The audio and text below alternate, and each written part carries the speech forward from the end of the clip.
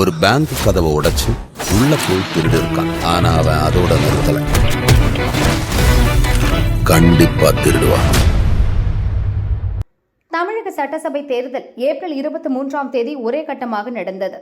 தமிழகத்தில் உள்ள மொத்த தொகுதிகள் 234. ஆட்சி அமைக்க 118 இடங்கள் தேவை. தனித்து போட்டியிட்ட விஜயின் தமிழக வெற்றிக் கழகம் 107 தொகுதிகளில் முன்னிலையில் உள்ளது. அதிமுக கூட்டணி 71 தொகுதிகளிலும், திமுக கூட்டணி 56 தொகுதிகளிலும் முன்னிலையில் உள்ளன. இதன் மூலம் தமிழகத்தில் தாவேகா ஆட்சி அமைவது ஏறக்குறைய உறுதியாகியிருக்கிறது. தாவேகாவுக்கு மெஜாரிட்டி கிடைக்காவிட்டாலும் கூட திமுக, அதிமுக கூட்டணியில் இருக்கும் சிறு சிறு கட்சிகள் தானாக முன்வந்து ஆதரவு அளிக்கும். விஜய் முதல்வர் ஆவார் என கூறப்படுகிறது.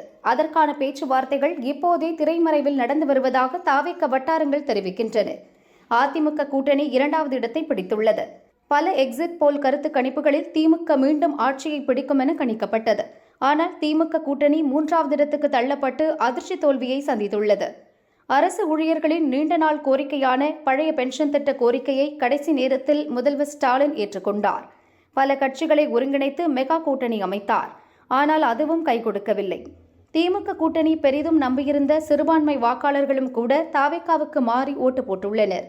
அது மட்டுமின்றி சட்டம் ஒழுங்கு சீர்குலைவாலும் திமுக ஆட்சி மீது மக்கள் கடும் அதிருப்தியில் இருந்துள்ளனர்.